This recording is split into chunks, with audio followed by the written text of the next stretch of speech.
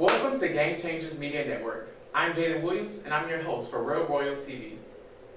With me today, I have Miss Marion Calhoun, Miss Love Brown, and Miss Jules Wood, and they are WOF-WUF. Miss Calhoun, please tell me, what is WOF-WUF? WOF-WUF is women over 50, women under 50. We are a community group where we are wanting to help women be successful entrepreneurs, where we want women to be community activists, where we want women to have a role in politics, and where we want to have a role in the community in helping with whatever is going on in the community, such as drug treatment, homelessness, veterans programs, pipeline to prison, you name it, we want to be a part of it. Absolutely. I love the wisdom that you all are bringing. Before we started this conversation, I was honored to meet a lot of you all's members of the organization, and meeting them personally, you can tell the history and the story they are willing to bring to the counties that they are willing to bring WOF-WUF in. If you could just tell us what counties you're growing in currently. We're targeting the 5 counties of Rockdale, DeKalb County, Fulton County, Clayton County, and Henry County, because those are the counties that connect us politically all the way up to the federal level. So we're targeting that. But eventually we will want our program to go statewide and even national. But the pilot is to, to target the 5 counties that, that touch us right now, so people can get a feel for what we're doing. Absolutely. So if you're in those 5 cities or 5 counties, be sure to join them, because over 50 and under 50. That's right. Ms. Love, I have a question for you. I was reading you all's bio on your social media, Facebook and Instagram, and it said you're training women and young girls. What are some of the trainings that you all bring forth and are able to help them? Okay.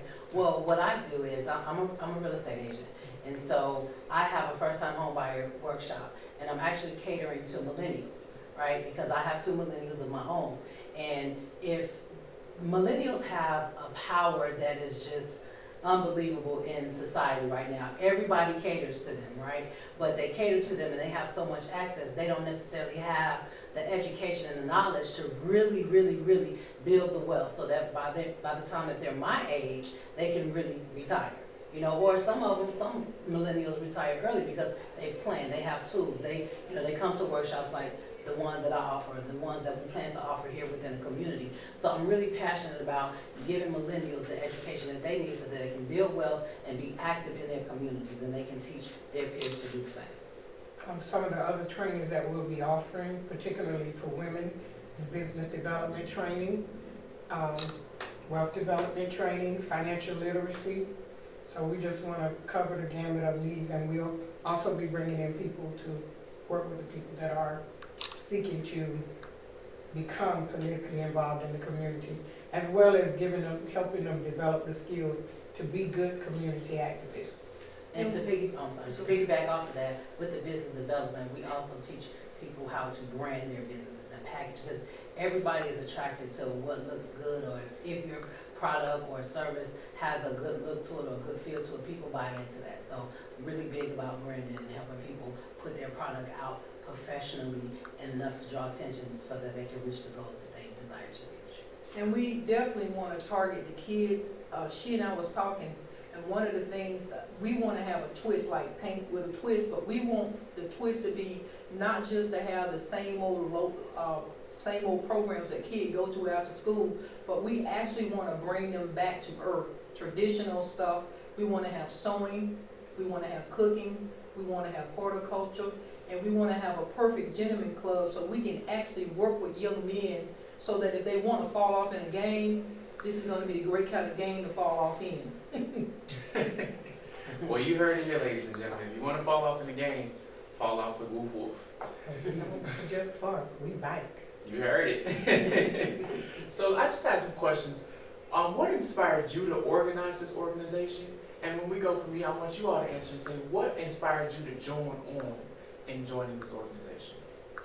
Well, I have to go back and say that I learned from my mom from a very young age. My mom had a 3rd grade education, but she raised 5 kids as a single mom, and we were not on food stamps. We were not on any of the social whatever. She taught us how to work. between her and my grandmother, we learned how to have traditional values in the family and help each other and help the community. My mom always kept that close eye on her kids, so everything that we did on the street, all the kids came to our house, and my mom made sure she fed them, and she always told us, no matter how old you get, no matter how much money you have, you always give back in the community, no matter. And so when I retired, after working with offenders for so many years, it was still just a passion of mine that I needed to stay in the community and do those things in the community that need to be done, and identify people like these girls, these ladies right here, to help me, because everybody has something that they can bring to the table, and when we put all our minds together, oh my God, it's just so much we can do. Absolutely. What do you guys want to say? Well, when Miriam mentioned that, that's one of the things that I'm grateful for. I had older women all the way up into me becoming of age that have always mentored me, that have always taught me certain skills. And I learned how to knit, I learned how to crochet, I learned how to sew. You know, I learned how to be an educated person, and my education was always inspired by two women who lived to be over 100 that made sure of that and kept up with me for my whole life until they passed away. So my inspiration to be here is I just want to see women, being a single mom myself and the struggle that I know I went through, just help women just thrive. Well, my story is a little bit different. I didn't necessarily have my mother as a positive role model, but what it did was it made me know what I didn't want for myself and my children. And so one of the reasons why, you know, I was drawn to WOF-WUF, I had been serving in Henry County for a long time. And at this phase in my life, my daughter is 27, and I've raised her, she's blossoming, she's doing great. But I need something to connect to. I feel like I've done a great job with my daughter, but there's other motherless daughters out there that might need guidance. So I really want to make a difference in my community. I feel like I've lived a life and I have a story to tell, and somebody can learn from my story. Exactly. So I want to connect to likewise women who are doing the same, so that we can reach out and teach these women how to be women, how to, you know, weather the storm, how to not give up, how to not allow your circumstances to cripple you. You know, every situation, every opportunity, there's a moment in that where you can learn a lesson. I know I have, so I know other people can as well. There was two things that my mom always used to say that stick with me to this day. She would always say, never allow anybody to determine your self-worth except you. And she would always tell her kids, that's your little red wagon. You're gonna push it or you're gonna pull it. Whatever weight you put in it is the weight you're gonna carry. Right. So that's what I want young kids to know. You know, you don't have to put all that weight in your wagon. You don't have to have all that load. Learn different options, because that's the way my mom taught me different options. So here I am today. I'm a product of the way she taught me. And we want to be that to the community. Absolutely. I couldn't agree more. And one thing I heard all of you say was you had a woman behind you that teach you so you can teach the women of now, our women growing up, coming up, the next generation. So this is my question to you. I see that a lot of your dedication and your motivation is to improve our communities, is to strive and show our young ladies what to become and how they can help others as they get older. So I want to know, and we can start with you, Ms. Woods, who's your shero?